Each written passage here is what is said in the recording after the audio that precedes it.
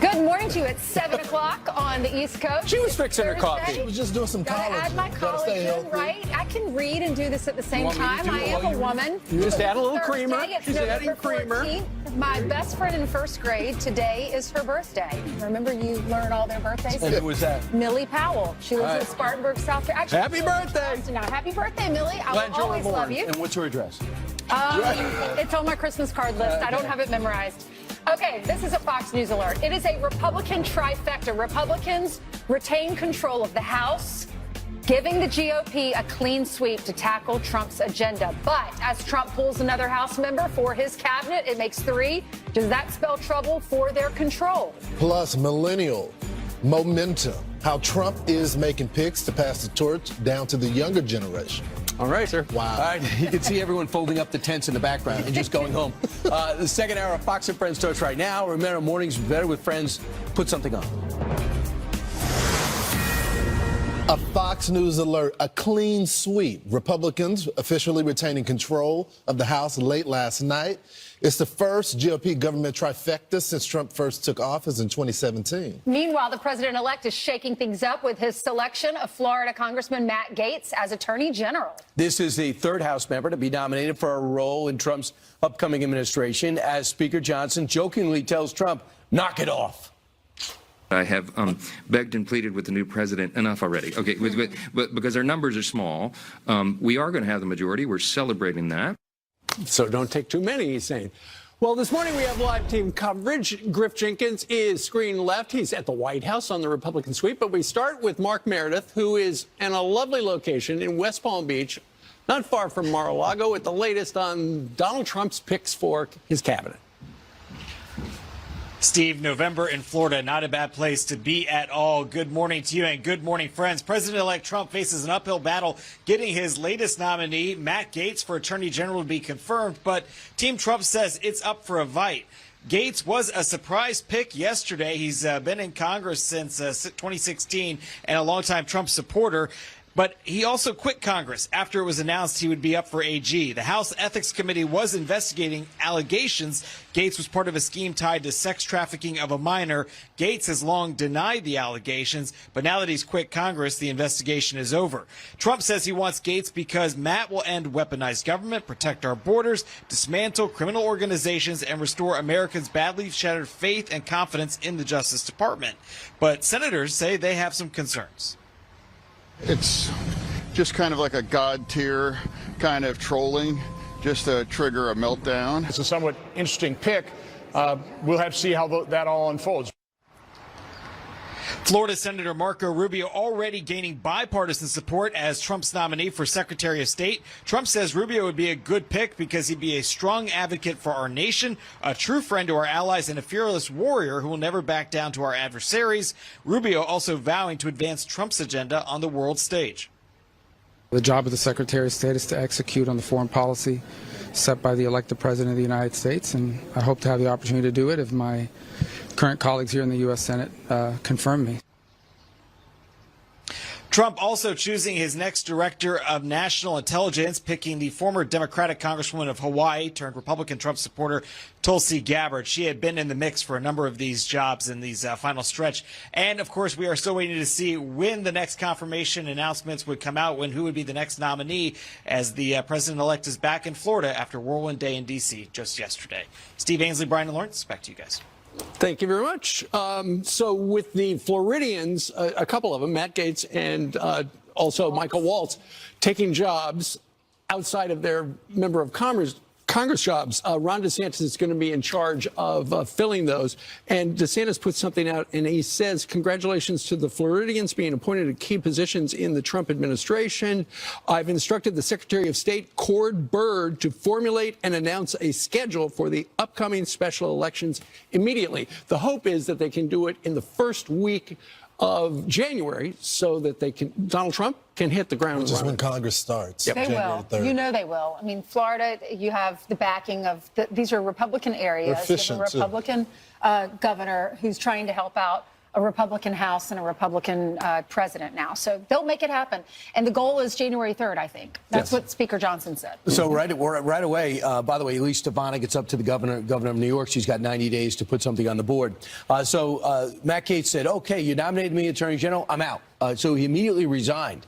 And that would halt any exposure, technically, of the ethics investigation. It was supposed to come out any day. So the question is, Matt Gaetz is Attorney General. You have two unnamed Republican senators, one Senator Murkowski, basically saying he's not going to vote for him. I don't know how many votes he can lose to get out of committee on the judiciary. So we'll see how far he goes and what his explanation will be. He's very good on his feet, but he's definitely got a controversial background, and he's got a lot of tape on him that maybe is not going to help him become the chief cop. Well, Political Playbook came out just a little while ago, and he said Matt Gaetz 2 days ago was not on the short list, but Trump was not satisfied with the people he had spoken to. You know, we've talked about some people who were up for that job, we presume. And so this plan to have him as the Attorney General was apparently hatched on the plane. Matt Gaetz rode from West Palm Beach up to Joint Base Andrews with the future president yesterday, and they came up with this. The Bulwark says this. And this apparently comes down to why Donald Trump picked Matt Gaetz. They said none of the attorneys had what Trump wants, and they didn't talk like Gaetz. Everybody else looked at the Attorney General as if they were applying for a judicial appointment. They talked about their vaunted legal theories and constitutional BS. Gaetz was the only one who said, yeah, I'll go over there and I'll start cutting effing heads. And so apparently the president likes his spirit, his presentation. The big question is, can he get confirmed? Well, I think the thinking of the former president, based on the sources I'm talking to, is that there was this comfortability with Bill Barr, but not to the point of cleaning up the entire department. And that's why he wanted someone to be like almost like a Pete Hegseth. What he's going to do when the Defense Department is to clean the house, get all the corruption out of there. And there's some people that feels like they just lead the department effectively and don't worry about the career officials. The second thing that I think has become into play look, I think criticism of Matt Gaetz and him being a firebrand is okay. He should still get, a vote and be able to defend himself there. I do not think it's fair to bring up what's happening in this ethics investigation when the Department of Justice dismissed charge. So if our chief law enforcement agency said there's not enough information to pursue a case, why are we turning it over to Congress in some investigation? Yeah, I mean, I agree with that. If they were able, and especially under a Democrat, under Joe Biden, and they and they said not enough. Right, and with no criminal charges. Exactly, no criminal charges. And when he resigned from the House immediately, then the investigation goes away in the Ethics Committee. Right, but the report has been written, apparently, and Washington, D.C. leaks like a sieve. And you can bet $1 to donuts if he undergoes the confirmation hearing process as is standard. Well, I think somebody is going to read verbatim from whatever it says. I think Trump also wanted to pick someone who's been through investigations too, and what Matt Gaetz feels is unfair. He was unfairly treated, so I think that they can relate on that. And to your point, Ainsley, I don't think they do themselves any favors. If you don't like Matt Gaetz, right, and you're planning on leaking this report, this is not going to help your case because it almost emboldens that side of the party that says, why are they coming after him if there was no criminal charges? So why would you go out there and leak information when there was not enough evidence to go to a trial? Well, but we should point out, we don't know what is in the House Ethics report. Only they know it right now. Whatever is in it, it should not be leaked if there was not enough evidence to go to a trial. We shouldn't be leaking information to target political opponents, whether it is in favor of him or against him. But it was going to come out if he stayed in the House. Within a week. Yeah, it was within a week. So we know this. The Wall Street Journal said bad choice. Senator Joni Ernst says he's got a lot of work to do. Senator Lisa Murkowski says not a serious candidate. So we'll see. This is going to be Senator Thune. And how hard is Senator Thune going to work? This is going to be the toughest nomination to get through out of all the picks so far. Absolutely. Well, I think we can all agree he has good hair. a lot of good hair. And he was solely responsible for blowing up the House last year. Yes, And he with had the no speaker. plan to do the next day. He just had a personal vendetta against Kevin McCarthy. So that was pretty evident. All right, it's 10 minutes after the top of the hour. And now to Griff Jenkins at the White House on a Republican trifecta in Washington. Hey, Griff. Yeah, good morning, guys. Look, the American people have spoken, and it is Donald Trump's Washington again as the Republicans take control of all three pillars of power, something not seen since the first time Trump came into office. Take a look. We can show you. Fox puts the balance of power in the House at 218 to 208 with a handful of races still yet to be called, meaning the majority could actually grow, notwithstanding Gaetz's resignation yesterday. And Speaker Johnson remaining at the helm, winning unanimously for another term as a top Republican. Now, the trifecta was clinched after that race in Arizona was called for Republican incumbent Juan Ciscomani defeating Democrat challenger Kirsten Engel. This came on the heels of GOP incumbent Ken Calvert defeating Democrat challenger Will Rollins out in California's 41st District. Meanwhile, over in the Senate, Mitch McConnell's longtime deputy, John Thune, won the contest to be the next Senate Majority Leader, ready to help deliver on President-elect Trump's vision. We are excited to reclaim the majority and to get to work with our colleagues in the House to enact President Trump's agenda. We have a mandate from the American people. A mandate not only to clean up the mess left by the Biden-Harris-Schumer agenda, but also to deliver on President Trump's priorities. But take note, these majorities, both in the House and the Senate, are tight, meaning there will be little room for coming up short. That margin will be very tight, and we're looking at possibly a lot of herding of cats when it comes to tough votes. Guys? All right, thanks so much, Griff. You know, the big difference is the person knows how to herd cats is Donald Trump. He could say, guys, we have a 4-point margin. I need everyone voting for me. And there's no one really in the House that stands out as an anti-Trumper that's going to try to ruffle things up. Right. And, you know, the Senate might be a different story, but 53, once you sit McCormick, that's substantial. Mm-hmm. Well, and regarding the Senate, so John Thune won on the second ballot. Rick Scott was eliminated after the first round. He won 29-24 over John Cornyn. And he said, we're going to focus on two things. One, Republican senators. And over the last couple of months, he has helped raise so much money.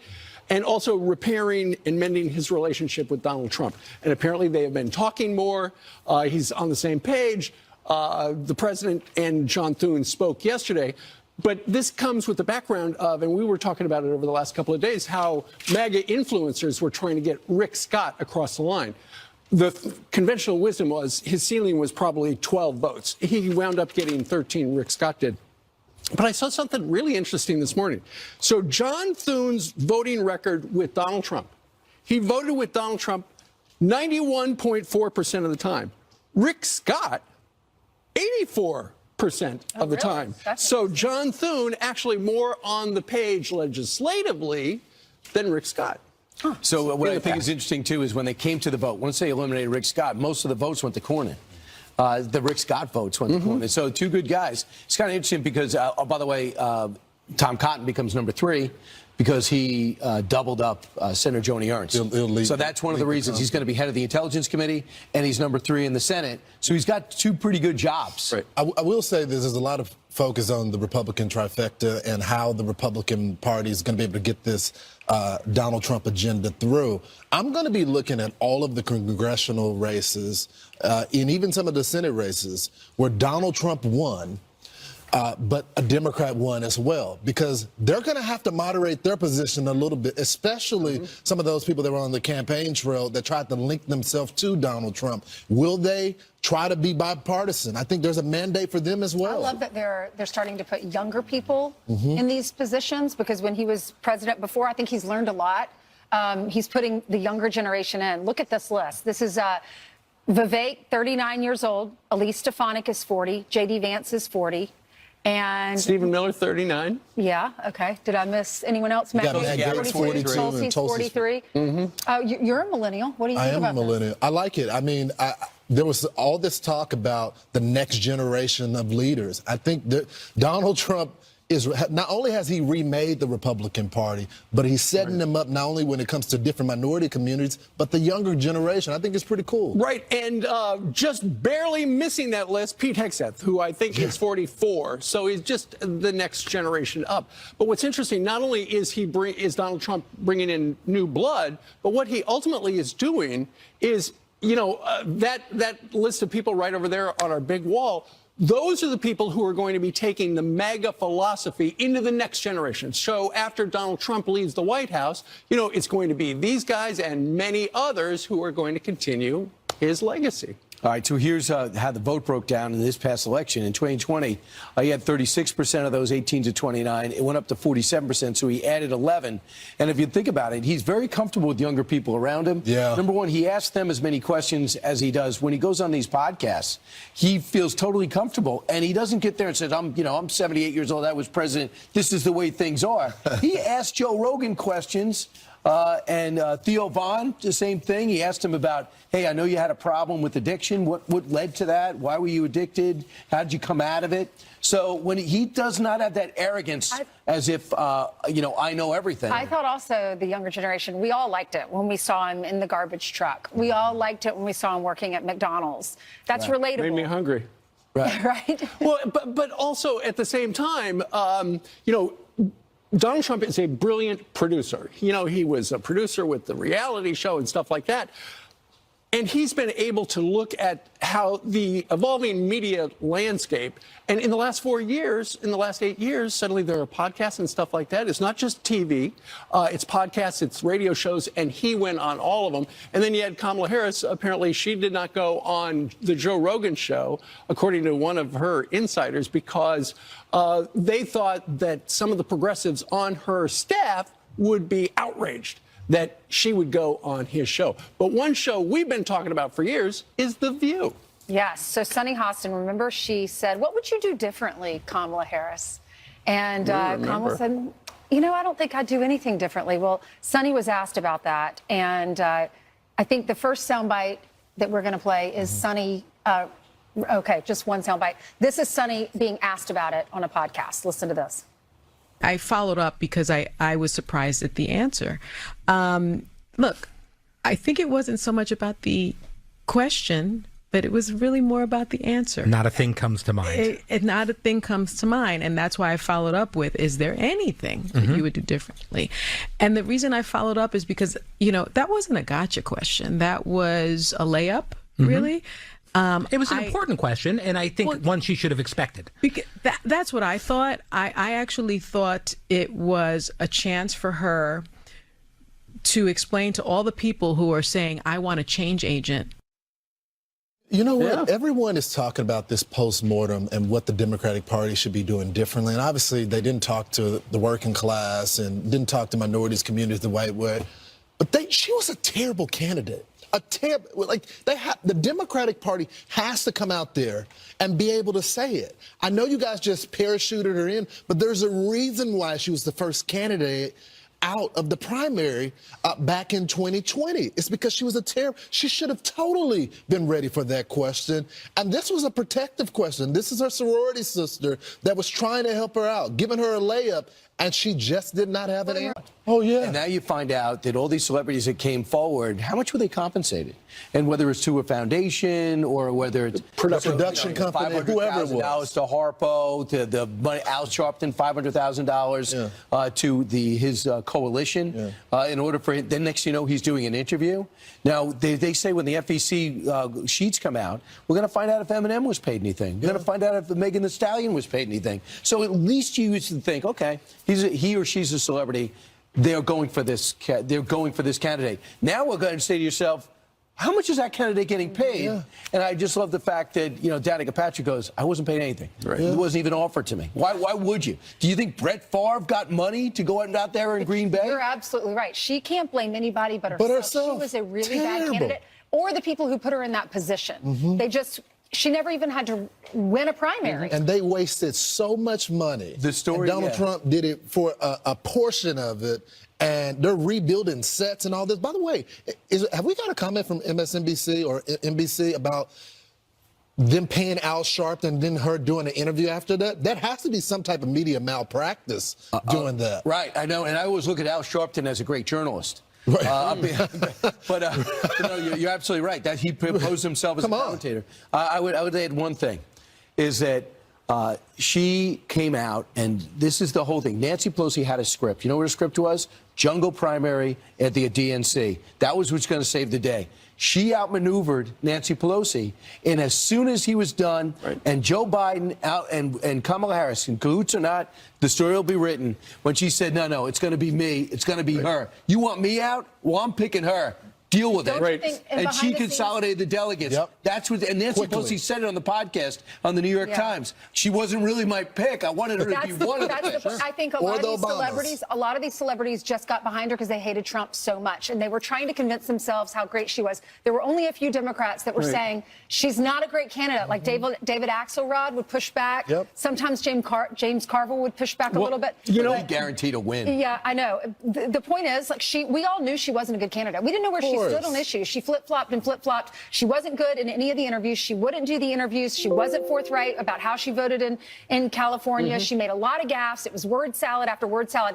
How could they think she was a great candidate? But they said she was, and they loved her, and they loved her. It's all because they hated Trump. Now it's all coming out. She wasn't a great candidate, but she also, and we've heard some experts on the Democratic side say that particular question that Sonny asked derailed her presidency. It wasn't Sonny's fault. Sonny just asked him. No, I know, but I think Sonny is feeling the heat. Right. Because people are blaming her. And All he's right. got a nickname. You know who is great, though? Yes, I do. That woman right there. I was hoping you'd say me, Lawrence. Thank you so much. That's so sweet. All right, shall we get to some more news, guys? Let's do that. The FBI raiding the home of the Polymarket CEO. His name is Shane Coplin, seizing his phone and electronics in his Manhattan apartment. It comes after the betting platform showed Trump holding a 58% chance of winning over Vice President Kamala Harris at 42% on Election Day. Coplin suggesting the raid was, quote, politically motivated. President Biden is set to meet with Chinese President Xi Jinping on Saturday in Peru. The two leaders will attend the Asia-Pacific Economic Cooperation Forum in Lima, and comes as tensions grow between the two countries over tariffs, fentanyl, and Taiwan. It will be the first time Biden and Xi speak since an April phone call. And listen to this. Police arresting 4 people for falsely claiming a bear damaged their vehicles. The owner of the car submitted this video to the insurance company, claiming it showed a bear wrecking the car. But investigators didn't buy it. A search warrant was executed, and a bear costume was discovered in the suspect's home. All 4 people charged with insurance fraud and conspiracy after defrauding their insurance company over $140,000. There was a person in the bear costume. 4 people charged. So, Ainsley, was the bear costume like from a real bear? I mean, that looks pretty. Amazon. I don't know. Maybe Amazon. Maybe they had it made. But 4 people, and it was insurance fraud. They were breaking in these cars allegedly. This is the reports from the New York Post this morning. And they had the claw marks on the seat. How do you come up with this idea? People are crazy. Well, I think the story is saying, or the investigators are saying, I think they defrauded like $130,000. $140,000. Is that what you said, Carly? Did a bear come forward and claim to be defrauded? Is that what happened? This wasn't me. Chow chows tried to be bears in China. Remember that? Oh, They yeah. started This barking. Panda bears. And the bears. At the zoo. Not our favorite story. Thank you, Carly. All right, so new Senate leadership bringing in the party unity and vowing to fast-track Trump's cabinet picks. And will new GOP conference vice chair James Lankford vote to confirm all of Trump's picks? He promises to answer.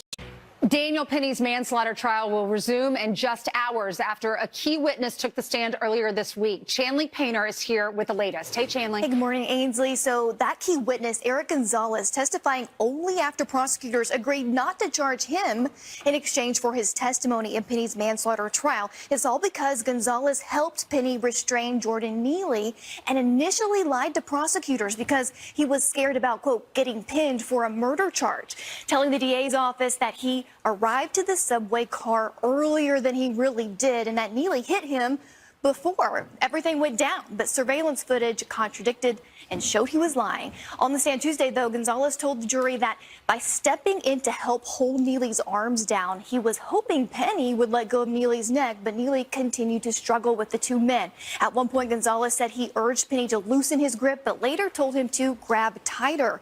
He testified that a bystander was delivering commentary on a FaceTime call and not helping the situation, saying this, quote, at one point, he was telling Daniel Penny not to hold too tight. To try to dismiss him and shut him up, I said that Penny wasn't holding tight enough. Well, after releasing Neely, Gonzalez said he checked for a pulse and found one before stepping away. Well, court picks back up around 10 a.m. Eastern this morning. Steve, I'll send it over to you. All right. Thank you very much for the live report. Meanwhile, South Dakota Senator and current Minority Whip John Thune has been elected Senate Republican leader in the Senate, despite a push among Trump loyalists for Rick Scott. But the new leader says Republicans, all of them, united behind Trump. It's a new day in the United States Senate, and it's a new day in America. And this Republican team is united. We are on one team. We are excited to reclaim the majority and to get to work with our colleagues in the House to enact President Trump's agenda. Okay. Also, newly elected into Senate leadership as Republican Conference Vice Chair is that guy right there, Oklahoma Senator James Lankford. Good morning to you, Senator. Hey, good morning, everybody. Okay, Donald Trump's made it very clear. He's come out with a bunch of names. He wants you guys to confirm them as quickly as possible. What's your number one priority, though, legislatively? Oh, legislative is going to be the tax cuts issue. We've got to be able to deal with that piece. That's going to take months and months and months to be able to pull that together. It's extremely complicated, but very important. We don't want the tax issues to expire at the end of next year. So the leadership election held in private. There's no record of who voted for whom. But what was going on behind the scenes? Because I know a lot of MAGA world was united behind Rick Scott. And essentially said to all of you guys, you better vote for Trump's guy. That's Rick Scott. It did not work ultimately. It was so interesting. We had folks that said they were speaking for Trump out there and that they were putting out there we're going to support Rick Scott, which is a great guy. Rick Scott's a terrific leader. He's a great member of the Senate. But the issue became they were saying they were speaking for President Trump. President Trump never spoke out on that. I've noticed he's not a shrinking violet. He is someone, if he has an opinion, he actually says his opinion on that. In fact, as soon as John Thune was elected, he put out a statement in strong support of actually John Thune. And so the time that President Trump actually spoke about the leadership elections was immediately afterwards, and it actually was in support of Thune. Thune supported Trump overwhelmingly. You can look at the vote history from when Trump was here before. And so he's been very supportive of President Trump, and he came out immediately in the press conference and reaffirmed it. Well, there you go. All right. So you're united behind pushing the Trump agenda. But one of the first things you guys have got to do in the Senate is you're going to have to confirm his nominees. One of them, nobody saw Matt Gaetz yesterday. He wasn't on anybody's bingo card, really. And, you know, the stories today are out there where there are a number of Republicans who think this is going to be a tough confirmation. What are you guys going to do? Yeah, I would say we're going to do the Matt Gaetz confirmation like all the rest of them. President Trump's put a bunch of nominations out there. We've got to get on those very, very quickly. When the new Congress is sworn in the 3rd of January, even before President Trump is actually inaugurated and sworn in, then we will actually get busy on those starting on January the 3rd. Those are hearings behind the scenes. To be able to go through that, they'll all be in public, and to be able to go through that. And then as soon as the president is actually sworn in, we'll be able to do the final votes on it and get busy, especially on the top cabinet picks. Sure. We've both seen Donald Trump when he was president, and we've seen him over the last couple of years. I've got a feeling what he's going to do is, if there are some Republican senators who are sitting on the fence, and currently 4 would have to say no to Matt Gaetz for the confirmation to fail. But knowing Donald Trump, he's probably going to get on the horn and say, hey, I got all you guys elected. You got to help me out here. Yeah, he'll stay engaged in the process as he was. I would say there's a huge difference between a Joe Biden and a Donald Trump.